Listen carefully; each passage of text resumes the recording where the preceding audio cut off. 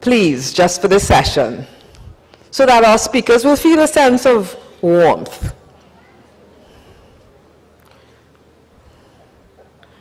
Nice. I'm seeing one or two obedient people starting to get up. Lovely. Thank you.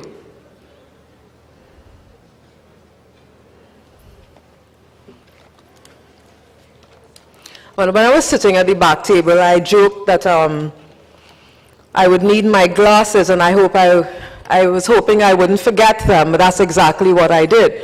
I've forgotten my glasses. Mike, could you bring me my black case, please? Hopefully it's on the table.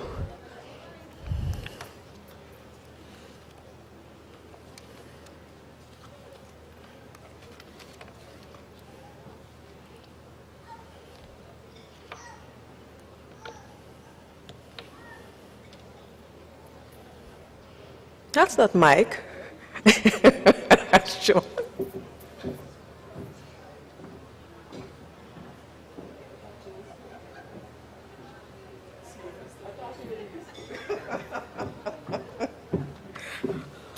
I'll have to wing. We have a very distinguished panel this afternoon, and I've had the pleasure of interacting with all of these gentlemen, some much longer than others. And I may, as the young people say, bust some files on one of our speakers in a little while. We have a privilege to have Mr. John Bassey with us. He's a practicing attorney at barrister at law with his own firm in Kingston, Jamaica. He's the chairman of the board of directors of the Dispute Resolution Foundation. He has a vision of creating a brighter future for the citizens and the societies of the Caribbean region through ADR, and he has a passion for helping people, and I think that is what has brought us all together here for this symposium. He's the chairman of the Jamaica chapter of the Chartered Institute of Arbitrators, Jamaica chapter, the founder of the Caribbean branch of the Chartered Institute of Arbitrators, and past immediate chair of the branch. He's the chairman of the Compensation Fund of the General Legal Council of Jamaica and a member of the Arbitration Committee of the Jamaican Bar Association. He practices ADR internationally as he's certified to mediate in Jamaica, North America, and Europe. He's also a chartered arbitrator, a qualified accountant, and a banker. And I want to add that he's also a very charming gentleman. Please welcome him to share his thoughts with us. Responsibility and respect for one another brings equal satisfaction. We got to live uprightly if we want to create a modern nation. Starts with you and me. Communicate. Good afternoon, ladies and gentlemen. I recognize the distinguished panel, Madam Moderator, all protocols observed. It's such a wide topic, mediation, personal injury. We were deciding how we're going to approach it. And I thought what was best was to approach it from the mediator's perspective and our experiences in Jamaica. Mediating personal injury claims is part of the landscape in Jamaica. We have a lot of personal injury claims, motor vehicle accidents, and what have you. So it's something that happens all the time in Jamaica. Okay. Some of the features are complainants tend to have exaggerated figures in mind with lots of zeros when they come to mediations. The defendants and the insurers are the corollary. Conversely, how little can we pay? Now, obviously, these are conflicting goals. As a mediator, you've recognized this from the outset. Of course, the goal is how much money can we get? There are other components that you've got to consider as a mediator. You've got to consider the feelings of the victims in such a matter. The defendants are the insurance companies and the drivers, and depending on the complexity of the matter, there may be quite a few layers of the onion that you're going to have to peel off to get to the substance of it. Now, it's normally useful to have a premeditation conference with the parties. I find it's important. It may sound silly, but you do have to make sure all the stakeholders are present. All the parties have full authority to settle, and also that they bring all the documents that they're relying on. These documents are exchanged with the other side and should normally be done so before the mediation begins. When we say all the stakeholders are present, not only the drivers of the vehicles, but the owners of the vehicles should be present also. If not, they should be able to get to them. And also, full authority to settle is very critical. There's no point going through a mediation. At the end of the mediation, you realize that you don't have full authority to settle the matter. And of course, there are a number of documents that you'd expect to be at a personal injury mediation, be it medical reports, if there's an inspector's report, if there's a private investigator's report, a number of things that you'd expect the parties to produce, if they have them.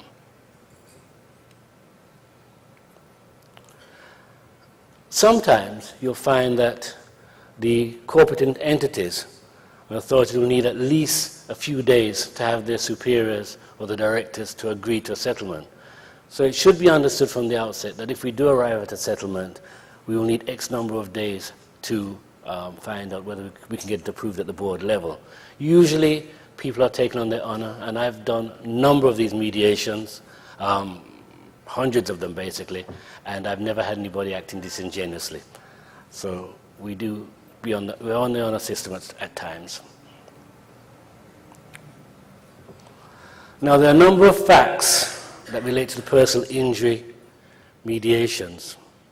For instance, to facilitate compensation, people need to look at the age, the occupation, the earnings, skills, if any, if injured, the limbs that have gone, and what other specialties are peculiar to this particular mediation may forego.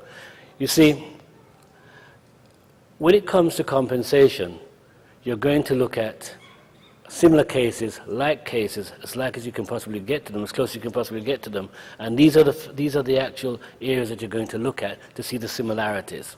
And these are what the parties bring to the mediation in order to put their case forward. Also, how was the injury sustained? Was it a motor vehicle accident, an industrial accident, medical negligence, as we heard from this morning? Louis talked about it this morning. Occupier's negligence, an assault. What was it? How was the injury actually sustained? At this point, there may be a possibility for contributory negligence or contribution to the actual accident. And of course, supporting documentation. Special damages, how much have you paid out already? How much out-of-pocket expenses you've had? Are they receipted? Are they not receipted? And this is peculiar to our region. For instance, a number of times a person may actually have to go to physical therapy over an extended period of time. And I'm not sure about here in Trinidad, but in Jamaica, it would be very hard to find a taxi driver who gives a receipt. So basically, it's very important that you understand, and the insurers understand that once you can prove you've gotten there, getting there is normally a given, and there's an average of what they're willing to pay, depending on the distance you'd have to travel. Okay. Negligence and contributory negligence. This is the first hurdle the parties invariably have to overcome. Liability. If it's an issue, both parties must come prepared to discuss it. Now, you have many situations, or many times there are possible mediations, where you have multiple parties. You may have 2 or 3 cars involved and one claimant. How does a mediator deal with that sort of a scenario? There may be 3 claimants and 3 cars. This is where the skill of a mediator, especially in personal injury, comes into play. You've got to consider putting the defendants together to find out, are they going to portion liability, share in contribution? How are they going to do that? Then, the other side of the coin is the claimants. The claimants may have similar injuries, but also be paid differently. How do you separate them during the course of the mediation? I can assure you, sometimes you're doing you may have 3 or 4 breakout rooms running back and forth. How do you deal with it when there's one attorney representing 3 claimants, but they can't afford the 3 claimants to understand what each other's going to be earning as compensation? You as a mediator, you've got to be very careful in your approach. The mediator must assist in having this issue clarified, use illustrations. I tend to use motor vehicles, small cars. You know those Matchbox toys? I'll put them on the table and I'll ask them, how did it occur? Tell me how it occurred. Show me how it occurred. And it's amazing how people will view this. You'll get 3 different stories with 2 cars. Very interested. The parties should be practical. Produce documents where they can. Produce medical reports, as I said. For instance, mental anguish, sexual impairment, these need to be clarified in a medical report. It's no good coming there and just saying X, Y, Z. You tend to want to have these documented. Insurance companies insist. As a matter of fact, the attorneys have become quite adept at reading medical reports and explaining what they mean. Sometimes I'll walk with a medical dictionary. Now, your skill set. I found the greatest skill is listening. Sounds simple, but it's true. Sit back and let the claimant talk to you and the defendant talk to you. You will hear everything. I'll give you an example. The other day, I did a mediation, and this was where a car ran into the back of another vehicle around the corner. It was claimed. The attorneys in the matter said, no, we're not going to settle in this matter because this man stopped in a blind corner, and when our client ran around the corner, he had no choice but to run into the back of him. When the defendant spoke, he agreed with his attorney, but he said, Mr. Bassi, when I turned the corner, this guy decided to brake in front of me, and I saw when he broke, and I couldn't help but run into the back of him. Of course, the insurers asked for time out. Their instructions had changed. So this is the sort of thing you've got to listen very carefully. And I said to this particular person, are you sure you saw the brake lights? He said, yes, I know I saw when he broke. You positive? He said, yes. How can a man brake so suddenly? I couldn't help but run into the back of him. So these are the sort of things that you've got to watch out for. Negotiation skills are very important. Listening to what people want. Understanding their needs. This leads us into caucusing, a great tool, especially in personal injury matters. It allows people to further their trust with you as a mediator. You may listen to sensitive material. People may want to say things that they cannot say in the room. And of course, the opportunity for a reality check.